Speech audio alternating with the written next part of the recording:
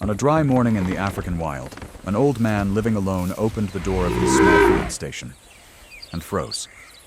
Standing just feet away was a wild mother elephant, trembling, exhausted, her eyes wet as if she were crying. She didn't charge. She didn't threaten. Instead, she brought with her a tiny life to the edge of death and placed her final trust in a complete stranger. What happened next would challenge everything we believe about nature, instinct, and the bond between a mother and her child. Before we begin today's story, I want to take a quiet moment to thank you for being here. These stories take time, heart, and a little courage to tell. If you'd like to help me keep bringing more true, meaningful, and inspiring moments to this channel, I'd be grateful if you clicked subscribe, like, and share video. It's a small gesture, but it gives me the strength to keep creating, and it tells me these stories still matter to someone out there. Now, let's begin. Jack Miller woke before the sun, the way his body still did after 30 fire seasons in the American West. The small field station creaked as the wind pushed across the dry Tsavo flats. He lay still a moment, listening. No engines, no voices, only distant birds, and the hush that came when the land was holding its breath. Even his joints seemed to listen with him. At 63, he moved slower, but his habits stayed sharp. He checked the canteen, the first aid tin, the hand tools lined by the door like old friends. His bunk room smelled of canvas, dust, and smoke that never quite washed out. Outside, the sky was paling, and the night chill bit through wood and bone. He pulled on boots without tying them tight, just in case. On the wall hung a faded map of migration corridors, penciled with notes from rangers and biologists. The red lines felt like veins on paper. The herds used to flow through here like a living river. This year, the river had thinned. Drought had pinched every animal into fewer places, fewer choices, fewer seconds to waste. The map looked less like guidance and more like a warning. Jack lit the stove and warmed water for instant coffee, watching the flame wobble blue. He kept his radio low, more comfort than company. Sometimes it carried clipped warnings, snare wire near a watering hole, prints where they shouldn't be, a truck seen at midnight and gone before anyone arrived. The words landed like ash. Out here, quiet wasn't peace, it was suspense. He stepped onto the porch with his tin mug and scanned the scrub. The horizon looked endless and empty, broken by thorn trees and a faint ridge of hills. In the far distance, a dust ribbon drifted where something large had moved in the dark. Jack felt it in his chest, that old uneasy sense of waiting for trouble to choose a direction. It reminded him of the pause before a crown fire jumped a road. From the shed, he pulled 2 jerry cans and walked toward the rain barrel. The boards under his boots popped softly. He glanced at the ground out of reflex, reading tracks the way he once read fire lines. Fresh hoofprints cut the dust, and beside them, a drag mark.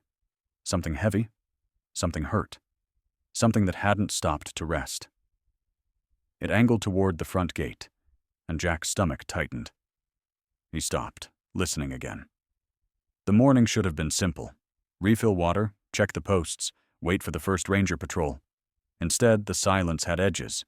Even the birds seemed to keep their distance. Jack set the cans down and turned toward the front gate, expecting maybe a baboon, maybe a stray cow, maybe nothing at all. Just wind. Then he heard it. A slow exhale, too deep to be human. Less than 20 feet away, an elephant cow stood at the fence line like she had always belonged there. Her skin was grayed with red dust, her ears slack, her trunk hanging low. Jack's mug trembled in his hand. He'd lived near wildlife for years, but elephants didn't come to doors. Not like this. Not with that stillness. It was the same stillness he'd seen in people right after bad news. His first instinct was old training. Don't make yourself a target. Don't startle a stressed animal. Don't be brave for no reason. He took one slow step back, feeling for the whistle cord by the door. Then he froze. The elephant didn't advance. She simply looked at him, steady and unblinking, as if asking for permission to hope. Jack forced his hands to stay open at his sides. In the thin light, Jack caught details that tightened his chest. Damp streaks ran from the glands near her temples. Her front leg quivered, not from anger but exhaustion. A dark smear of mud clung to her shoulder like she'd pushed through a marsh all night. She was burning through fear, and she was choosing restraint. The air held a faint metallic tang that didn't belong to morning. The radio on Jack's belt crackled once, a burst of static that made his heart jump. He didn't answer. He couldn't.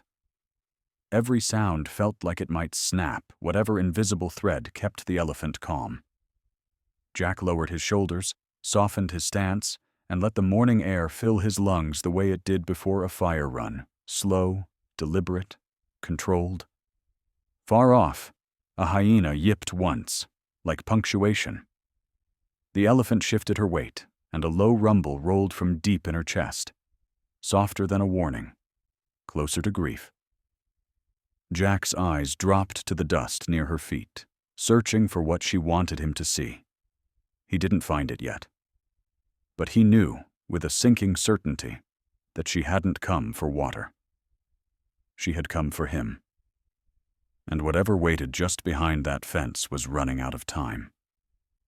Jack didn't move right away. Years on fire lines had taught him that panic traveled faster than flame. He stayed where he was, breathing shallow, letting the moment settle. The elephant's gaze never left him. It wasn't sharp or wild. It carried weight, the kind that pressed into the chest and asked to be carried back. He eased the mug onto the porch rail and slowly raised his hands, palms open. His mind replayed old safety briefings, distance, posture, exit routes, but none of them fit this scene. The animal wasn't testing him.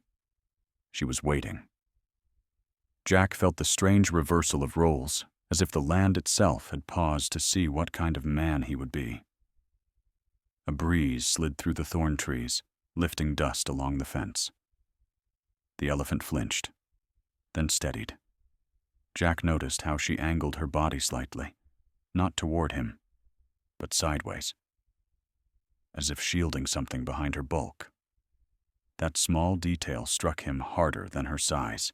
He'd seen the same posture in people standing in front of burning homes. Jack took one step closer, careful to keep his pace slow and predictable. His boots scraped softly over dirt.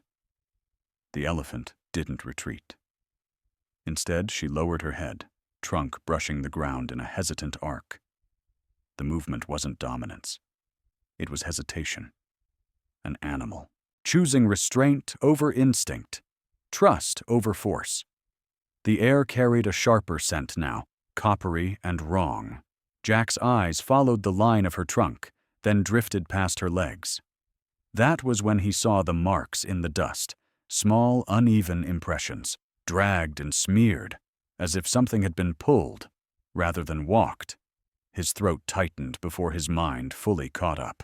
He remembered pulling injured hikers from ravines, the way their bodies left trails that told the story before they did. The dust here told the same kind of truth. Whatever lay beyond the elephant was hurt. Badly. Jack felt his pulse in his ears, steady but loud, like the early beat of a pump kicking on at a fire scene. The elephant shifted again, and this time she stepped aside just enough for him to see. A small gray shape lay crumpled in the shadow of her body, so still it barely looked real. Jack's breath caught. It took a second longer for his eyes to understand what they were seeing, and when they did, his knees went weak. A baby elephant lay on its side, ribs faintly visible beneath damp skin. One hind leg bent the wrong way, caught in a loop of wire dark with blood. The calf's ear was torn, the edge crusted and raw. Its chest lifted in shallow, uneven pulls, like a bellows on its last breath. Jack had seen animals fail before. This felt worse. The mother let out a low, broken sound, barely louder than the wind. She nudged the calf gently with her trunk, urging it forward, then looked back at Jack. The meaning was unmistakable. She wasn't asking him to watch. She was asking him to act. Jack felt the weight of that request settle on his shoulders. For a brief moment, fear surged hot and fast. He was alone. He had no tranquilizers, no rifle, no team. One wrong move could get him killed. He could close the door, radio for help, wait. That choice sat right there, solid and sensible. But it felt smaller than the truth standing in front of him. Jack swallowed and stepped fully off the porch. He kept his eyes low, his voice softer than a whisper, speaking words the elephant couldn't understand, but might feel. The mother didn't back away. She watched him with a focus that felt almost human, measuring not strength, but intention. Behind them, the land stayed quiet, as if holding its breath. Jack knelt a few feet from the calf, close enough to see the wire bite into flesh, far enough to retreat if he had to. He didn't touch yet. He only looked. Really looked. And made a promise to himself he hadn't planned on making. Whatever had driven this mother across the dry flats, whatever risk she'd taken to bring her baby here, Jack knew one thing with painful clarity. If he turned away now, that small, shallow breathing would stop. And this place, this quiet corner of the wild, would never forgive him for it. Jack stayed kneeling, letting the distance between them hold. He could feel the mother's presence like heat at his back, massive and patient. Every muscle, coiled, yet restrained. He focused on the calf instead, the shallow rise of its ribs, the faint tremor in its trunk. He had learned long ago that panic helped nothing that was already burning. The wire was old snare cable, the kind poachers favored because it was cheap and cruelly effective. It had cut deep into the calf's leg, swelling the flesh around it, staining the dust dark. Jack's jaw tightened. He'd pulled this same wire from deer and wolves back home, cursed it in 100 different fires. Seeing it here felt like finding a familiar enemy in a new war. He glanced up slowly, just enough to read the mother's stance. Her feet were planted wide, ears half open, trunk lifted slightly off the ground. Not charging, not retreating, watching. Jack remembered the rule that mattered most in wildland rescue. Move slow, move honest. Animals read intent faster than words. He needed her to believe him before he ever touched her baby. Jack shifted his weight and reached behind him for the tool belt hanging on a post by the porch. Each inch felt loud. The mother's trunk twitched, then stilled. He paused, waited, then continued. When his fingers closed around the worn-handled cutters, he felt steadier, like a man finally holding something useful instead of fear. He set the cutters on the ground where the mother could see them, a small ritual of transparency he'd learned working horses and cattle in his younger years. The elephant lowered her head a fraction. It wasn't permission, exactly, but it wasn't refusal. Jack took that sliver and breathed into it, letting his shoulders drop. As he leaned closer to the calf, the smell hit him fully. Blood, infection, the sour edge of stress. The calf stirred weakly, letting out a thin sound that barely carried. Jack spoke without thinking, his voice low and rough, the same tone he once used with trapped hikers at the edge of panic. "Easy now. I've got you. I've got you." The wire was tight, sunk deep where the calf had struggled. Jack tested it gently, feeling the tension bite back. One wrong cut could snap it tighter, shear flesh, finish what the snare had started. His hands remembered how to be careful. Fires had taught him patience, so had mistakes he still carried. Behind him, the mother shifted, a low rumble vibrating through the ground. Jack froze instantly, hands lifted away. He didn't turn. He didn't run. He waited. The rumble faded, replaced by silence. Jack understood then that she wasn't warning him away. She was warning the world to stay back.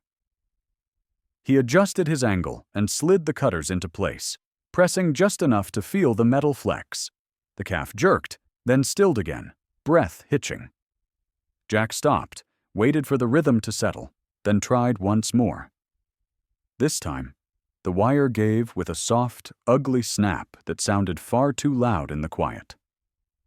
Blood welled, fresh and bright. Jack's stomach dropped, but he didn't hesitate. He pulled a clean cloth from his pocket, pressed it firmly against the wound, and held. The calf cried out. A thin, broken sound that cut straight through him. Instantly, the mother answered. A deep, aching call that rolled across the flats. Jack felt the ground tremble as she took a step closer. He kept his hand steady, pressure constant, heart pounding so hard he thought she might hear it. He had never been this close to death without flames. This was quieter, heavier. There was no siren, no crew, just breath, blood, and trust. Minutes stretched. The bleeding slowed. Jack eased the pressure just enough to check, then pressed again. Sweat ran down his spine despite the cool morning air.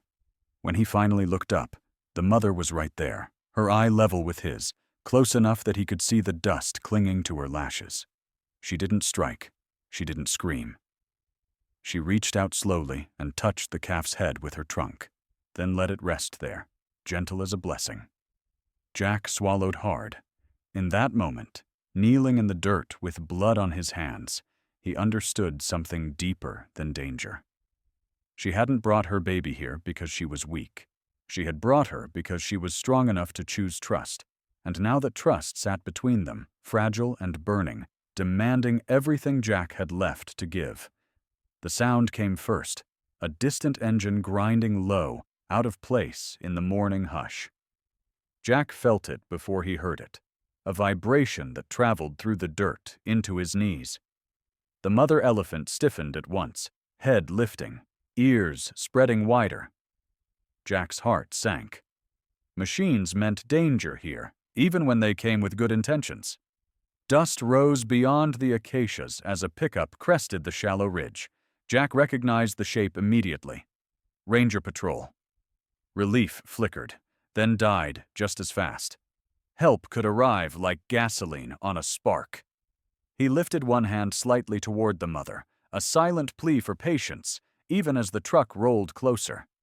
The engine cut off hard. A door slammed. "Jack!" a young voice called, sharp with urgency. Evan Brooks stepped into view, uniform crisp, hand already near the whistle at his chest. He froze when he saw the elephant so close to the station. His eyes widened, instinct snapping to training. "Get back inside, now!" Jack stayed where he was, kneeling beside the calf with blood on his hands. "Don't," he said, keeping his voice low but firm. "Don't make noise. Don't move fast."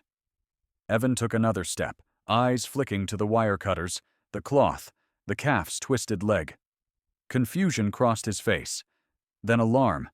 "This isn't safe." The mother shifted, dust puffing beneath her feet.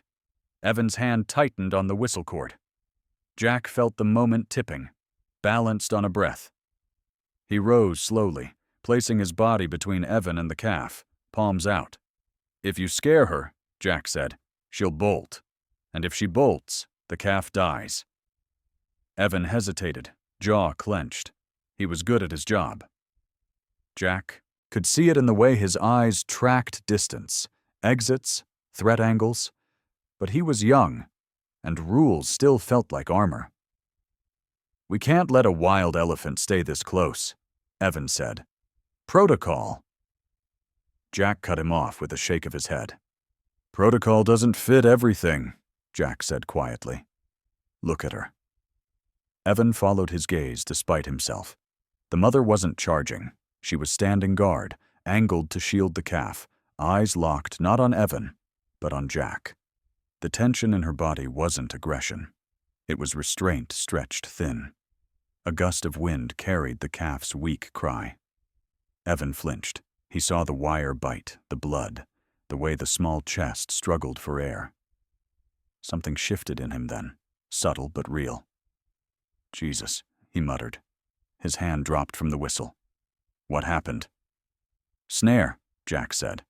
"And predators. She fought them off and brought her baby here." Evan stared, disbelief warring with the evidence in front of him. "They don't do that," he said. Jack met his eyes. She did. The radio on Evan's shoulder crackled, sudden and loud. The mother's ears flared. Jack felt his pulse spike. Evan slapped the radio off, too late to erase the sound. The elephant stamped once, a warning that shook the ground. Jack lifted his hands again, steady, calm, anchoring the space. "I need you to trust me," Jack said to Evan, his voice rough now. "Not the manual. Me." Evan swallowed, nodding once. He took a careful step back, widening the circle, lowering his shoulders the way Jack had taught him months ago with nervous livestock. The mother eased, just a fraction. They stood like that for a long moment, 3 species sharing one fragile truce. Evan finally spoke, softer. "What do you need?" Jack exhaled, tension bleeding from his spine. "Time," he said. "And quiet. And someone to call a vet who won't laugh when I tell them why." Evan nodded again, already reaching for his satellite phone. The mother watched them both, weighing the shift. When Jack knelt back down beside the calf, she didn't move to stop him. The danger hadn't vanished. It had only changed shape. But for now, the trust held. Night settled over the flats faster than Jack expected, the light draining out of the land as if someone had turned a dimmer. Evan's call finally connected, and a calm voice on the other end cut through the tension. Dr. Rachel Kim listened without interrupting, then said one sentence that landed hard. "If infection has set in, you're racing the clock." Jack relayed every detail he could. Heat in the leg, the smell, the calf's breathing. Rachel's instructions came steady and spare. Keep her warm. Control bleeding. Small sips of water only. No solid food. No forcing anything. "You're not fixing her tonight," Rachel said. "You're keeping her alive until I get there." Jack ended the call and looked around the station. The place had never felt smaller. He dragged blankets from the bunk room, layered them on the ground, and fashioned a windbreak with spare tarps. Every move was slow, deliberate, announced. The mother watched from 3 steps away, eyes never leaving the calf, her body a wall against the dark. The calf shivered despite the layers. Jack slid a hand beneath her chest, feeling the faint, uneven rhythm. He adjusted the pressure cloth, careful not to tear what little clotting had begun. His fingers were slick, his wrists aching. He kept his breathing measured, counting like he used to when smoke made air a luxury. Somewhere beyond the thorn trees, a laugh cut the night. Sharp, ugly, unmistakable. Hyenas. Jack's shoulders tightened. Evan heard it too and reached instinctively for the truck lights. Jack shook his head. Light would pull them closer. Noise would spook the mother. They needed darkness and stillness, not bravado. The hyenas circled wide at first, voices overlapping like bad jokes.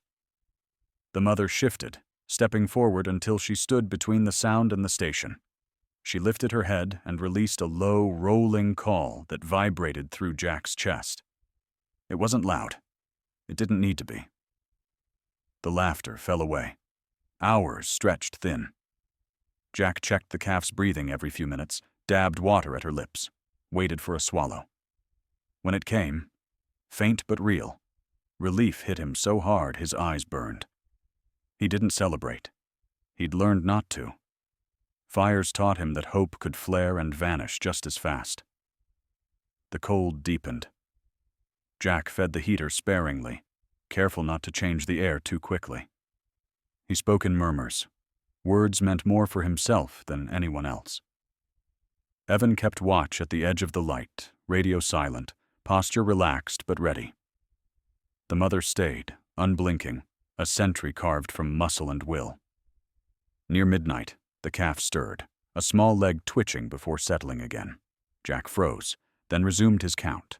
The rhythm steadied. Not stronger, just steadier. It was enough.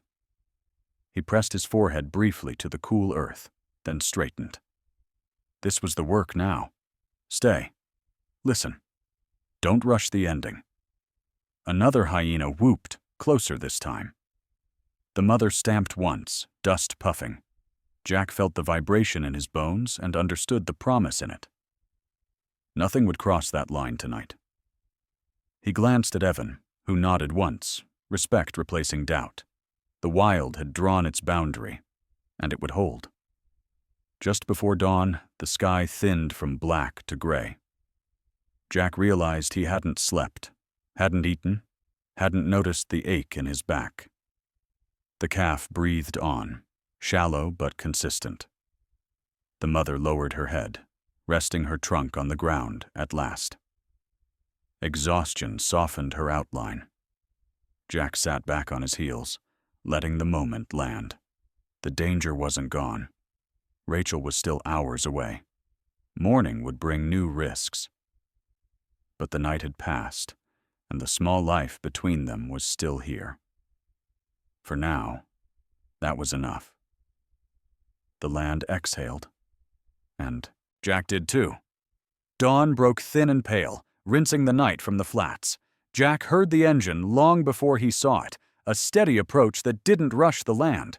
The mother lifted her head at once. When the truck appeared, dust trailing low, Jack felt a tight knot loosen. Help had come, but the balance would still need tending.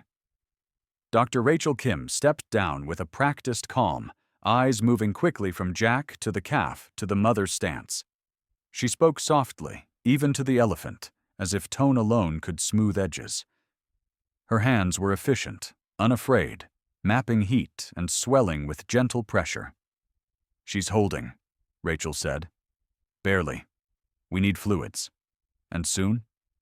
The IV went in with care, a clear line filling drop by drop.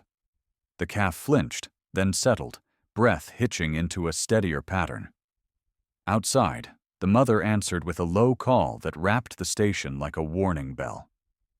Jack stood close, ready to steady the line, ready to become part of the stillness again. Rachel's verdict came without ceremony. "We can stabilize here," she said, "but we won't know the bones without imaging. There's a mobile unit east, muddy road, bad bridge." Jack pictured the narrow span, the way rain chewed its edges. "We go slow," he said. Rachel nodded. "We go together." They prepared the truck bed like a cradle. Pads, straps, room for the IV. Jack climbed up beside the calf, one hand bracing the bag, the other resting light on her shoulder. When the engine turned over, the mother moved instantly, pacing the side of the truck, trunk reaching, touching, counting. The road fought them. Tires slipped. The bridge groaned. Jack felt the sway and tightened his grip, murmuring without thinking. The calf's eyes opened a sliver, cloudy but aware. Outside, the mother matched their crawl, breath fogging the morning, never falling back, never surging ahead. At the unit, the doors swung wide and the work began. Images bloomed on a screen, clean breaks, cruel but fixable, damage that could heal with time. Rachel traced lines with a finger. "She can recover," she said. The word landed like rain after smoke. Jack closed his eyes once, then opened them again. As casts were set and wounds cleaned, Rachel paused, studying the mother through the glass. "Those scars," she said quietly. "Ear. Neck." Jack followed her gaze and felt memory stir. Wire cutters biting metal years ago, a frightened cow bolting into brush, a note scribbled in a logbook and forgotten. Rachel pulled an old file. The date matched. The place matched. Jack's name sat in the margin like a thumbprint. He looked back outside. The mother stood exactly where she could see the work, trunk pressed to the pane. Understanding settled heavy and sure. This wasn't a gamble. It was recognition. The work finished cleanly. The calf slept, wrapped and breathing, no longer fading. Outside, the mother touched the truck once more, gentle, deliberate. Jack stepped down and met her eye. He didn't speak. He didn't need to. The trust had a history now, and a future that demanded patience. They drove back slower still, the land opening its path. When they reached the station, the mother followed, calmer, distance measured. Jack eased the calf into the prepared space and checked the line. The mother stood watch, satisfied for the moment, as if a debt had been named and honored. As the sun climbed, Jack leaned against the post and let the truth settle. Trust wasn't born last night. It had been planted years ago, watered by restraint and returned in need. The wild remembered. And now, with work ahead and hope stitched thin but strong, Jack was ready to keep the promise it had called due.